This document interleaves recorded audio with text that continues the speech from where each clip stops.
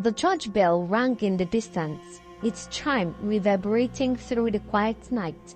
But inside the confessional booth, chaos brewed. Father Vianney sat stunned as Rebecca's words cut through the still air like a dagger. "I am pregnant, Father," she whispered, her voice laced with both triumph and despair.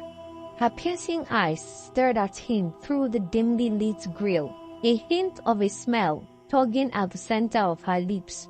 "Rebecca, this isn't possible," Father Vianney stammered. He searched her face, hoping for any sign that this was a cruel joke, but Rebecca's face remained eerily calm, her expression betraying none of the storm raging within her. "Oh, it's very possible," she said, leaning closer, "because it's yours." Father Vianney felt the world tilt on its axis. His vows, his faith, his reputation, everything he held sacred, now dangled by a thread. The room spun as her words echoed in his mind. No, he muttered, clutching the edge of his seat. "You are joking." Rebecca smirked, her voice dripping with malice. "Am I? Or are you just afraid to face the truth? You see, Father, I've taken care of everything. Everyone will believe me. And when they do, you'll have no choice but to make this right." His mind raced, trying to piece together her twisted puzzle. The calm confidence in her voice sent chills down his spine. "What do you mean?" he demanded. Before she could answer, the sound of footsteps echoed in the church. Both of them turned towards the source, tension cracking in the air. Jonnah, Rebecca's brother, emerged from the shadow. "You have underestimated her, Father," Jonnah said, his tone casual but menacing. "She has evidence, real undeniable evidence. DNA doesn't lie." Father Vianney's eyes widened as realization dawned. "What is happening?" he whispered, his voice breaking. Rebecca stepped out of the confessional, her hand resting lightly on Jonah's shoulder. "Don't worry, Father," she said sweetly. "We'll give you some time to think it over. But don't take too long. The world will know soon enough." She turned and walked away, her heels clicking against the stone floor, leaving the confessional in cold silence. Jonnah followed, but not before glancing back with a sinister smile. Alone in the church, Father Vianney fell to his knees, his thoughts a chaotic swell of fear and disbelief. What evidence? What vile plot had Rebecca and her brother woven to trap him in this nightmare? The distant sound of the church bell rang again, this time like a forewarning. The storm only just began. Before now, Rebecca sat in a dimly lit room, staring at the wall covered in pictures of Father Vianney. The snapshots were taken secretly at Mass, during charity events, and even while he walked through the market, greeting parishioners with his usual kindness. Surrounding the pictures were handwritten notes, some quoting his sermons, others expressing her innermost desire. "You belong to me," she whispered, running her fingers over his image. Her obsession had begun years ago, the moment she had first seen him deliver a sermon. There was something about his voice, the way he spoke with conviction, that made her feel seen, special, as though his words were meant for her alone. At first, it was innocent, a crush she told herself would fade. But it did not. It grew, consuming her every thought. She attended every Mass, sitting in the same pew, wearing dresses she hoped he would notice. She lingered after service, finding excuses to speak with him. And when he smiled at her, a polite, distant smile, it only deepened her obsession. Rebecca began following him. She memorized his routine, watching from a distance as he visited the sick, counseled the troubled, and prayed in solitude. Each act of kindness convinced her that he was not just a man of God, but a man meant for her. Her brother Jonah had tried to confront her about it once. "This isn't normal, Rebecca," he had said, pulling her away from the church one evening. He's a priest. He's not going to love you." She had slapped him, her face contorted with rage. "You don't understand, Jonnah. He does love me. He just doesn't know it yet. But he will." Jonnah, always the opportunist, eventually stopped protesting when he realized her obsession could be useful. Rebecca's wealthy but aging parent had always doted on her, and Jonnah saw an opportunity to exploit her delusion for his own gain. "All right, fine," he said one day, shrugging. "If you're serious about this, let me help you. You want him? Then we'll make sure you have him." From that moment, Rebecca's obsession took a darker turn. With Jonnah's help, she began plotting. She stole a chalice from the church and kept it in her room, believing it would bring her closer to him. She even began writing letters addressed to herself, but signed with Father Vianney's name, practicing his handwriting until it was a perfect imitation. When these fantasies were no longer enough, she moved to the ultimate plan. She needed something tangible, something that would force Father Vianney to acknowledge her. Jonnah was reluctant at first, but Rebecca's persistence and promise of a share in the inheritance once she was Mrs. Vianney convinced him to act. It was a rainy evening when Jonnah and Rebecca put their plan into motion. Chike had just finished his shift as Father Vianney's trusted cook, preparing dinner for the priest in the cozy rectory kitchen. As he headed home, Rebecca had already set the wheels in motion for an accident that would leave him temporarily injured and out of the picture. Jonnah watched from the shadows as a battered car sped down the road, carefully timed to swerve and strike Chike from behind. It was subtle but calculated enough to make it look like an accident, but not too severe that it would take him out permanently. Chike crumpled onto the pavement, and Jonnah, who had been watching from a distance, rushed to his side, pretending to be horrified. "Chike, stay still. Help is coming," Jonnah said, feigning concern, though he could feel the excitement bubbling within him. He had done it. He had helped remove the one obstacle between him and Father Vianney's kitchen. The accident was staged perfectly. His driver, a hired accomplice, sped off into the night, leaving no trace. The only thing Jonnah had to do was make sure Chike stayed away long enough for the plan to unfold. He helped the injured cook to his feet and drove him to the hospital, maintaining the pretense that everything was an unfortunate mishap. It wasn't long before Rebecca's true mechanizations began to take shape. She wasn't just interested in taking Chike out of the picture.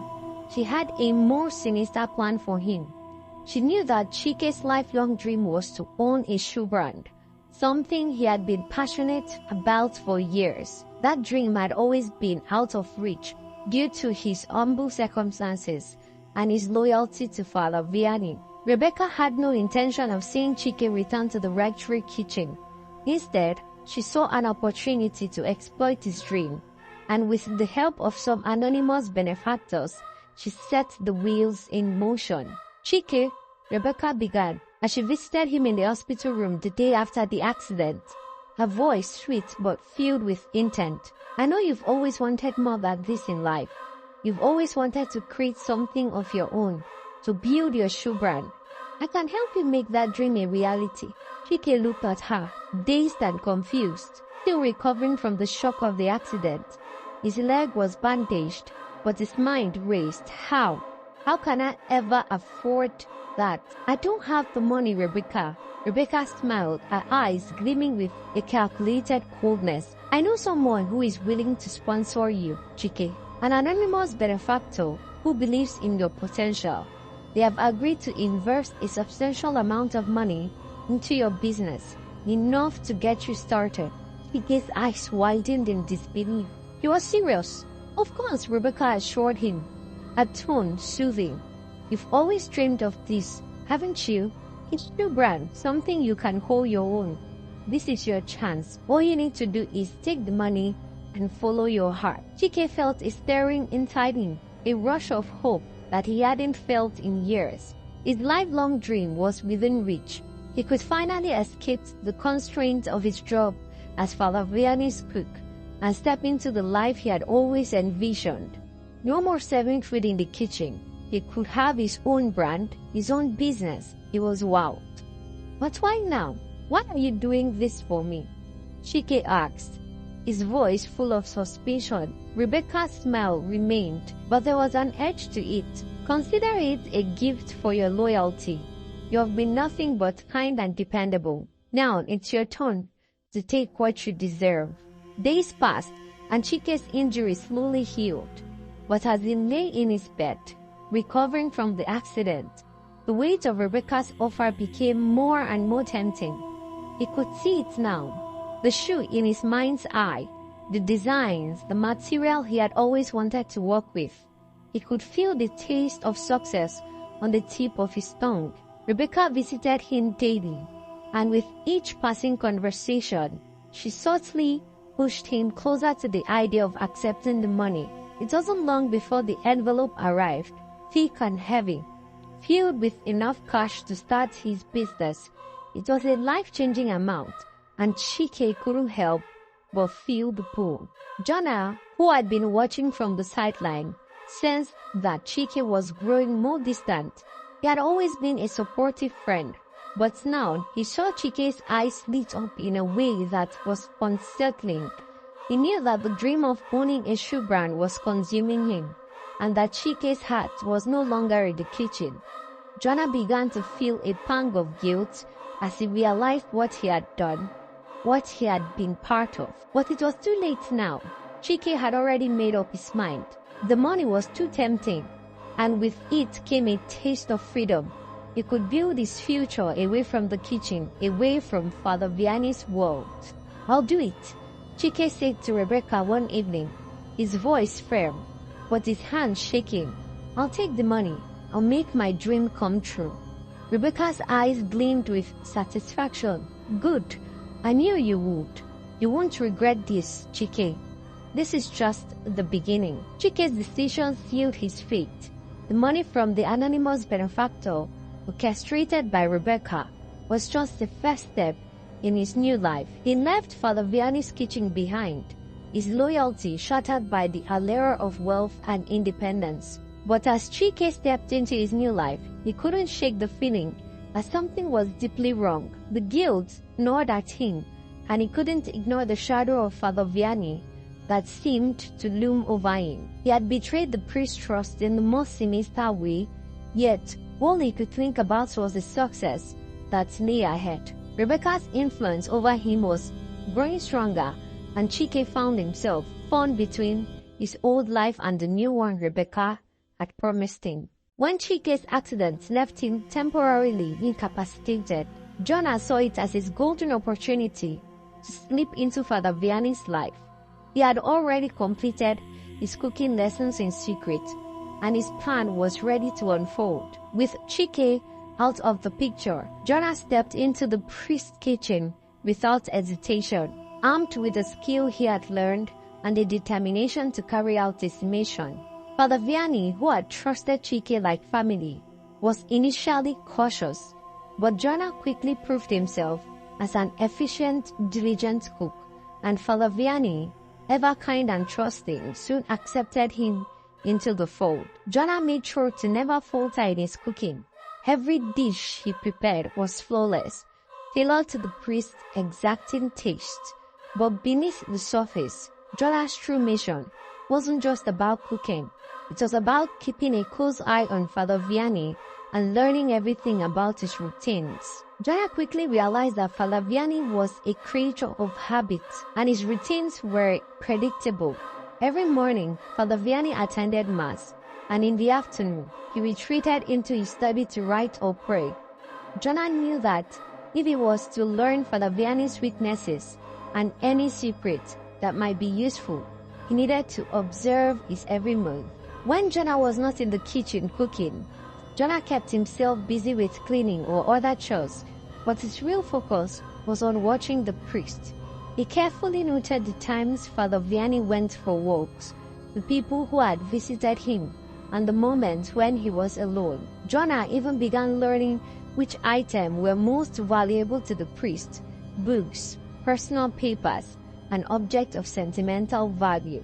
The more Jonah observed, the more he realized that Father Vianney was far more than just a man of faith. He was a leader with influence. Jonah couldn't help but wonder if there was something hidden beneath the priest's calm exterior, something that could be exploited. He was interested in knowing everything about Father Vianney, including any potential weaknesses that could aid in their plans. Jonah didn't just want to replace Chike in the kitchen.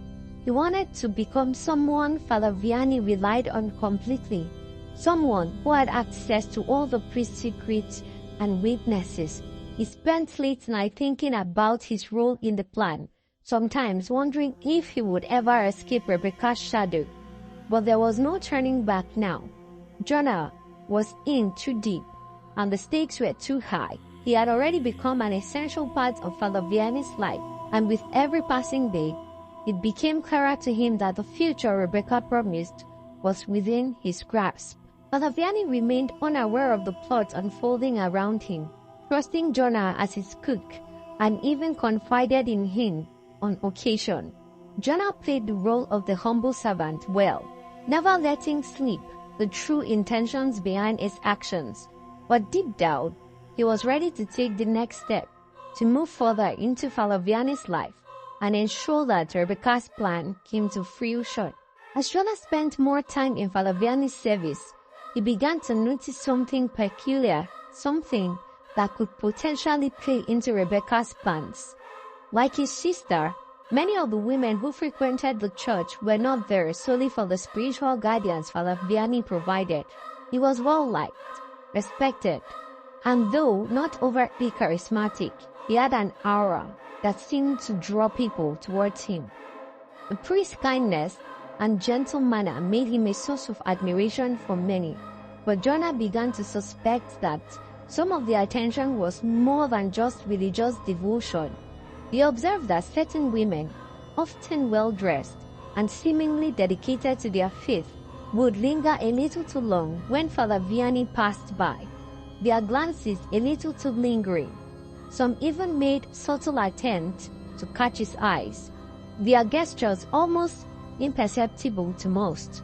Jonnah recognized the pattern as he had seen it before with his sister, Rebecca. But now, it wasn't just her.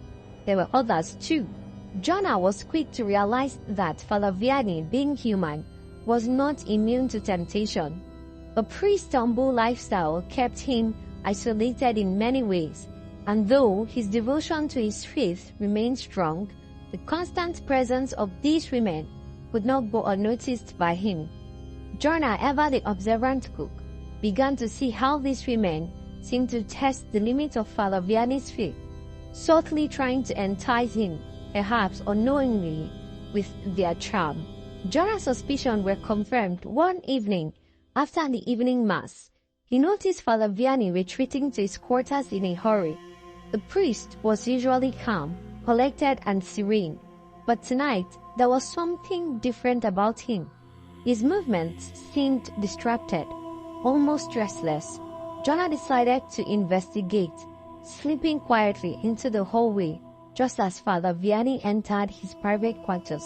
What he saw next was something that would haunt him. Jonnah, from a hidden spot, watched the priest through a crack in the door. Father Vianney, in his solitude, began to undress hurriedly, clearly agitated. He paced back and forth, his thoughts racing. Eventually, Jonnah witnessed the priest attempt to regain some semblance of control over his emotions and actions. It was a deeply humane moment, one that neither the priest nor Jonnah could escape from. In a private moment of overwhelming frustration, Father Vianney took matters into his own hands. Jonnah's suspicion about the priest's vulnerability were confirmed. He wasn't immune to the human desire that came with the attention he received. At first, Jonnah was disgusted by what he had seen, but then it dawned on him. Just as Rebecca had manipulated Jonnah to play a part in their scheme, Jonnah now saw that he could exploit Father Vianney's weakness. The priest's isolated, repressed existence made him susceptible to temptation, and perhaps with the right leverage, Jonnah and Rebecca could further manipulate him. In the days that followed, Jonnah began noticing something else that deepened his understanding of a priest's attempt to control his urges. He observed Father Vianney taking extra precautions in the bathroom after an evening prayers, especially on the days when the women would visit the church. Sometimes, Jonnah noticed that the priest would enter the bathroom with an odd bag tucked under his arm, only to emerge some minutes later with an unusually calm expression on his face. It didn't take long for Jonnah to deduce the contents of the bag. Father Vianney had started using condoms to avoid the consequences of his own actions, something Jonnah found both curious and revealing. Father Vianney was clearly trying to prevent the spills that could arise from moments of ecstasy, perhaps to avoid leaving any trace behind that would raise concerns, especially when cleaners or other church members entered the private spaces. Jonnah understood that the priest had mastered the art of keeping his vulnerability hidden, at least on the surface. But the thoughts lingered in Jonnah's mind. Father Vianney was only human after all, and even with his precautions, he was far from invulnerable. Jonnah began to feel a certain power over the priest, knowing the deepest secrets of his personal battles. While others revered Father Vianney for his faith and purity, Jonnah now saw the cracks in the facade, small, quiet, and deeply human cracks. Jonnah knew that the more he understood Father Vianney, the better positioned he was to continue serving Rebecca's plan. After all, the priest's vulnerability were not just limited to his own actions. Jonnah could use the knowledge to control situations to ensure that Rebecca's influence remained dominant in Father Vianney's life. Jonnah was no longer just a cook. He had become something more, a silent observer, a confidant, and in some ways, a puppeteer behind the scenes. Rebecca had orchestrated the scheme to perfection, and now Jonnah was beginning to see how it could all play out. Father Vianney's human frailty had been exposed, and now Jonnah had the power to manipulate it, just as he had with psyche. But this was different. This was about much more than cooking. One evening, as Father Vianney retreated to his quarters after another long day of dealing with church duties, Jonnah saw an opportunity. Knowing the priest struggled with temptation, he carefully orchestrated a distraction. As Father Vianney sat at his desk, Jonnah knocked on the door, claiming it was a minor kitchen issue that needed his attention. The priest, distracted and visibly agitated, dismissed Jonnah with a wave, muttering about needing some time alone. Jonnah seized the moment. He knew that Father Vianney, in his private frustration, would indulge in his usual personal release. As the priest locked himself away in the bathroom, Jonnah quietly waited. When he was done, knowing the importance of keeping things discreet, Jonnah carefully found his way into the bathroom, searched the bin and found the remains of Father Vianney's carefully disposed condom. He carefully wrapped the used condom in tissue, ensuring no trace of content would be visible. With practiced speed, he slipped out of the priest's quarters, making sure no one noticed his departure. Once outside, he hurried back to his apartment. When he reached home, he didn't waste a moment. He handed the wrapped condom to Rebecca, who was eagerly waiting. She had been tracking her cycle, and by sheer luck, she was ovulating that day. This was the perfect opportunity. Rebecca, with a calm and calculated demeanor, took the wrapped condom from Jonnah and immediately proceeded to inseminate herself. The process was cold and methodical, driven by an obsessive determination to carry out their plan, regardless of the moral boundaries they were crossing. Carefully monitoring her cycle for months in anticipation of this moment. After the insemination, days turned into weeks, and Rebecca's obsession with Father Vianney deepened. She had planned everything meticulously, and now she was beginning to feel the first signs of what she hoped would be the consequences of her scheme, pregnancy. At first, the symptoms were subtle: mild nausea, tiredness, and an increasing sense of anticipation. But as the days passed, her body began to change. Her breast became tender, and her belly grew slightly rounder. There were the early signs that the plan had worked. She couldn't help but smile to herself every time she looked in the mirror, seeing the evidence of her success. Rebecca had carefully avoided any thought of guilt. To her, this was a calculated move, a way to entangle Father Vianney in a web from which he could not escape. The baby would be her ultimate leverage. No one would be able to question the legitimacy of the child, and Father Vianney would be forced to take responsibility, whether he likes it or not.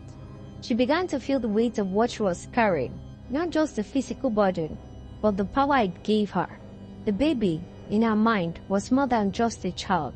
It was a tool, a means of control. And as her pregnancy progressed, so did her obsession with the priest. Every kick, every movement of the baby inside her was a reminder of her plan unfolding. Rebecca kept the pregnancy a secret for as long as she could, only confiding in Jonnah. She had to be careful. No one could suspect a thing. For the next few months, she continued her life as normal, pretending to be unaffected by the growing life inside her. But each passing day brought her closer to her ultimate goal, forcing Father Vianney to acknowledge the child, and ultimately her control over him. Father Vianney sat in stunned disbelief, unable to process the reality of the situation. The news that Rebecca was pregnant, and that she claimed the child was his, struck him like a thunderbolt. It couldn't be true. He was certain that he had never laid a hand on her, and yet, there she was, standing before him with our accusation. The issue quickly escalated beyond the confines of their small community. Whispers spread like wildfire, and soon the bishops were involved.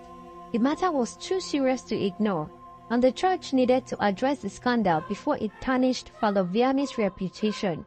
A meeting was called, one that would determine the next steps.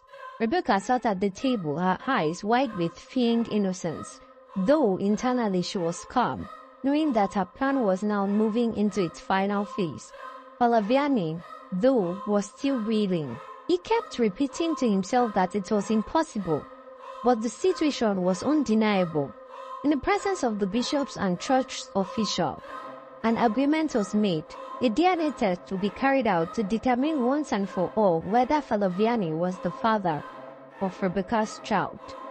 Days passed in anxious anticipation, and finally, the results came in. A meeting was set to reveal the findings, and the atmosphere was thick with tension. Father Vianney arrived, his mind still battling disbelief. Rebecca, however, seemed composed, though her eyes were red from what appeared to be crying. She had already begun her act, rehearsing the scene in her head. She would lie, and she would lie conveniently. As the meeting began, the doctor who had conducted the DNA test entered the room, carrying the sealed envelope with the results.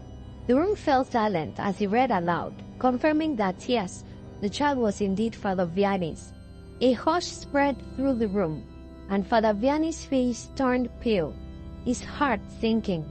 The bishops exchanged wary glances, their discomfort palpable. This was a scandal beyond their control.